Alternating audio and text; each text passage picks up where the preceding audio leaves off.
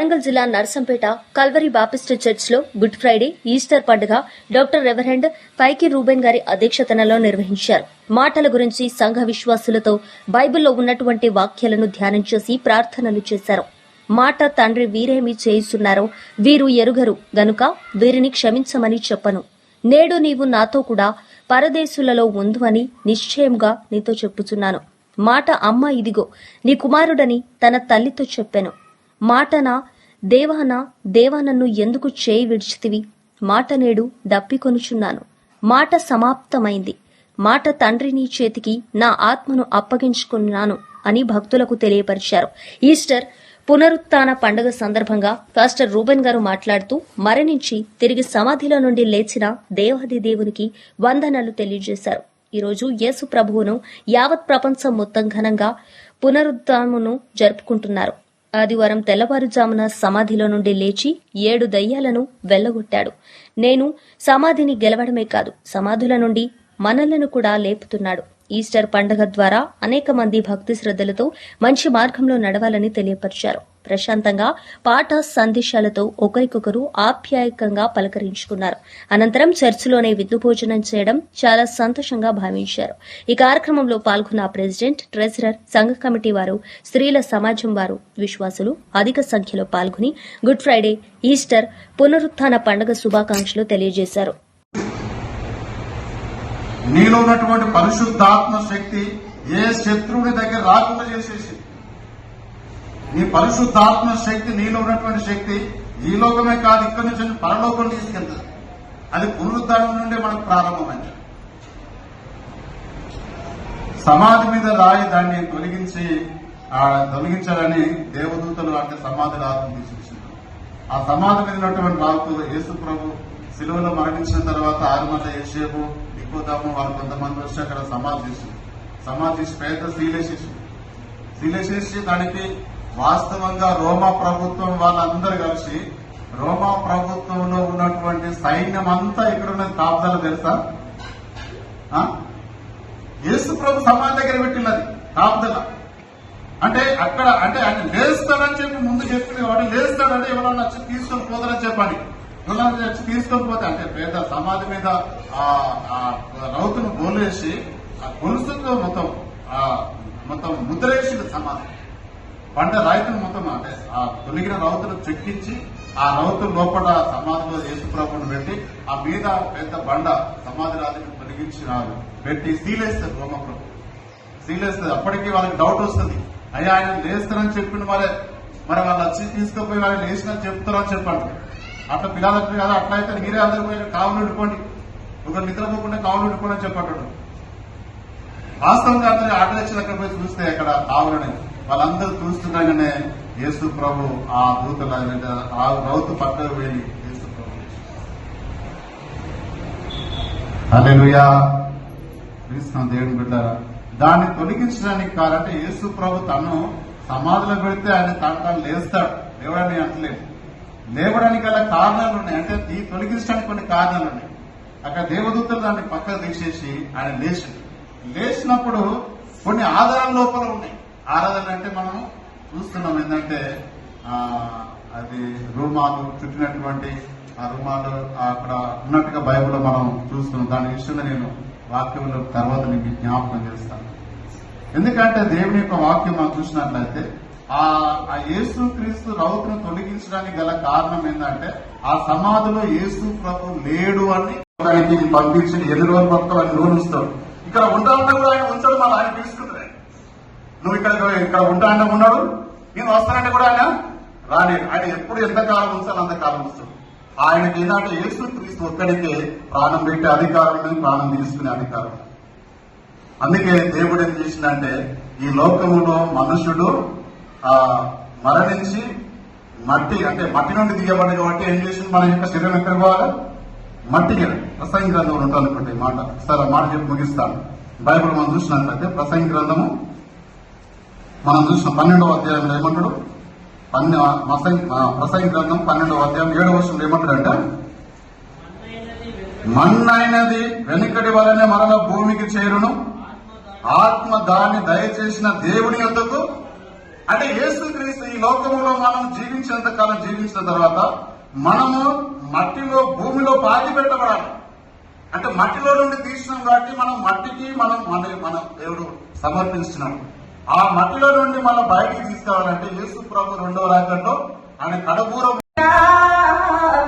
హల్లెలూయా హల్లెలూయా ఆమేన్ హల్లెలూయా హల్లెలూయా హల్లెలూయా ఆమేన్ యేసయ్యా నీవే నాకు ఆశ్రయం నా దైవమా నీలో నేను నివసించేదా నా ప్రాణమా నిన్నే ప్రేమింతును నా జీవమా నీలో జీవింతును నా ప్రాణమా నిన్నే ప్రేమింతును నా జీవమా నీలో జీవింతును.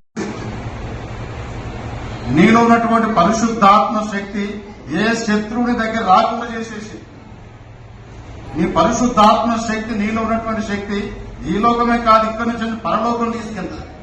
అది పునరుద్ధానం నుండి మనకు ప్రారంభమైంది. సమాధి మీద రాయి దాన్ని తొలగించాలని దేవదూతలు అంటే సమాధి రాత్రి తీసుకొచ్చింది.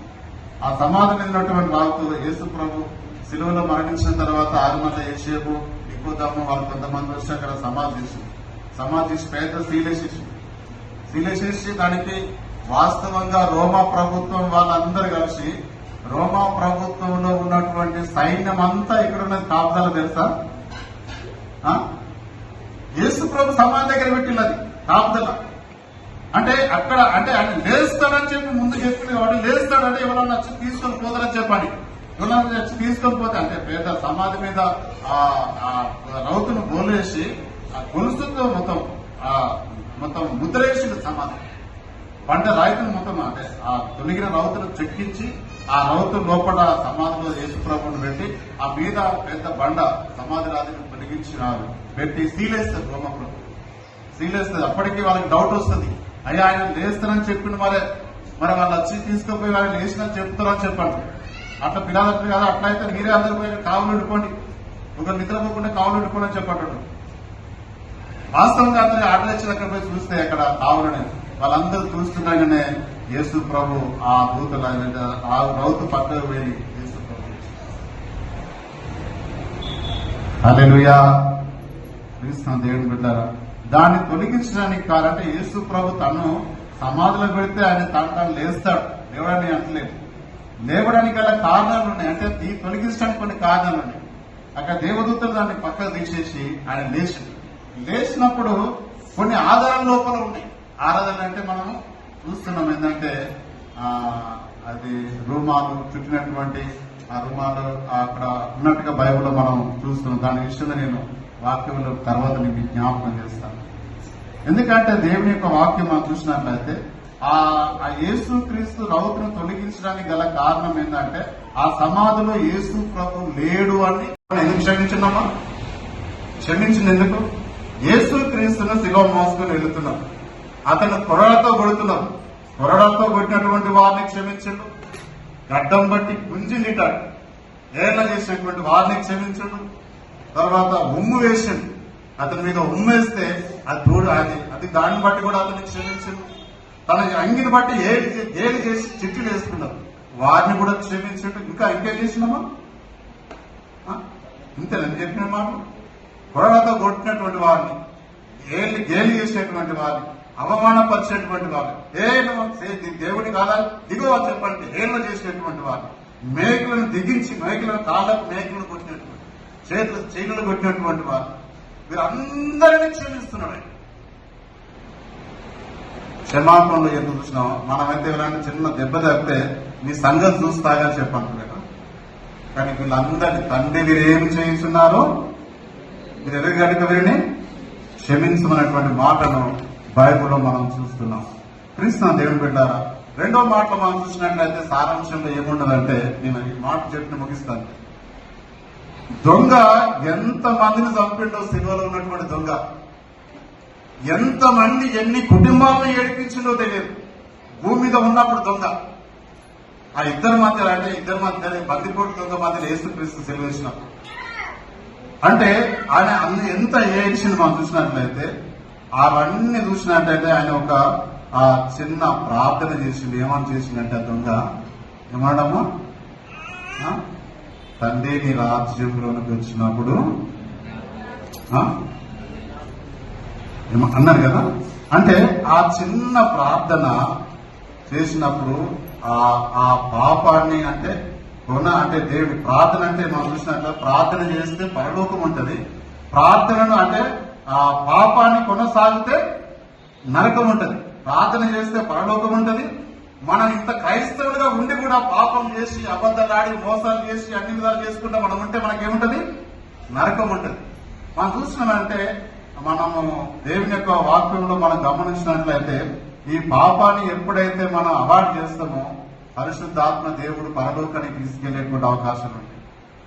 ఆ పాపము ఎలాంటి ప్రార్థన చేసినా అంటే దొంగ అన్ని చూసి నా నిజముగా దేవుని కుమారుడు గురించి హల్లెలూయా హల్లెలూయా ఆమేన్ హల్లెలూయా హల్లెలూయా హల్లెలూయా ఆమేన్ యేసయ్యా నీవే నాకు ఆశ్రయం నా దైవమా నీలో నేను నివసించేదా నా ప్రాణమా నిన్ను ప్రేమింతును నా జీవమా నీలో జీవింతును నా ప్రాణమా నిన్ను ప్రేమింతును నా జీవమా నీలో జీవింతును. గా ఉన్నటువంటి విషయాలు ఏంటంటే సుమారుగా దేవునికి అప్పుడు తగిలినటువంటి దెబ్బలు ఏంటంటే 5,480 దెబ్బలు అంట. 5,480 దెబ్బలు. నాకు రీసెంట్ గా అంటే నేను నా లైఫ్ లో జరుగుతుందని చెప్తున్నా. సుమారుగా నాకు యాక్సిడెంట్స్ అనేవి ఒక 5-6 జరిగినాయి. మాస్టర్ గారు కూడా తెలుసు. ఇక్కడ లగ్నపల్లి దగ్గర కూడా మా మేడం నేను జాబ్ తీసుకొని వెళ్తుంటే కుక్క వచ్చి పడేస్తే దాదాపు ఇక్కడ ఉన్న వ్యక్తిని డోర్ అవుతున్నా మన చర్చి డోర్ అవుతున్నా పోయి పడ్డాం ఇద్దరం. అసలు ఎట్లా తగిలి అంటే హెల్మెట్ ఉండడం వల్ల బ్రతికిపోయినాం. ఆ దేవుని కృప ద్వారా బ్రతికినాం. మరి ఆ దెబ్బలు ఎట్లా అంటే ఒకే చేతికి ఒకే ఈ లెగ్ ఈ సైడ్ మొత్తం సింపుల్ గా ఒక 7-8 ప్లేస్ లో గట్టిగా తాకింది.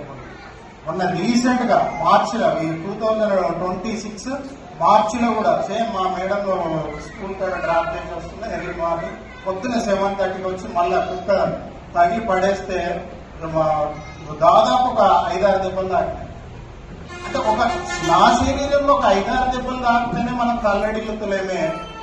దేవుడికి తగిలినటువంటి దెబ్బలు ఏంటంటే 5,480 దెబ్బలు. ఇది సైంటిఫిక్ గా వైద్య శాస్త్రంగా ఎలా చెప్పారంటే యేసుప్రభు చనిపోయిన తర్వాత అతని పైన తెల్లని వస్త్రాన్ని కప్పినప్పుడు ఆ తెల్లని వస్త్రానికి అంటినటువంటి రక్తపు ముద్రను వైద్య శాస్త్ర ప్రకారంగా దాన్ని టెస్ట్ చేసినప్పుడు యేసుప్రభు యొక్క రక్తము ఏం గ్రూప్ వచ్చిందంటే O పాజిటివ్. అంటే విశ్వ డోనరీనే O పాజిటివ్. యేసుప్రభు యొక్క బ్లడ్ గ్రూప్ ఏంటంటే O పాజిటివ్.